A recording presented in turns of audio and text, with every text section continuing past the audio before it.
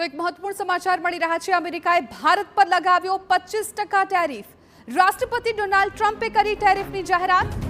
1 ઓગસ્ટથી લાગુ થશે 25% ટેરિફ। મહત્વપૂર્ણ છે કે અત્યારે ડોનાલ્ડ ટ્રમ્પની આ એક મોટી જાહેરાત કે જેમાં ભારત પર લગાવ્યો છે 25% ટેરિફ। રાષ્ટ્રપતિ ડોનાલ્ડ ટ્રમ્પે ટેરિફની જાહેરાત કરી છે। આ પહેલા એપ્રિલ 2025માં પણ ભારત પર 26% રેસિપ્રોકલ ટેરિફની જાહેરાત કરી હતી કે જે 90 દિવસ માટે સ્થગિત કરી દેવામાં આવ્યો હતો। ત્યારે હવે અત્યારે એક મોટી જાણકારી કે જ્યાં ડોનાલ્ડ ટ્રમ્પે ટેરિફને લઈને જાહેરાત કરી છે।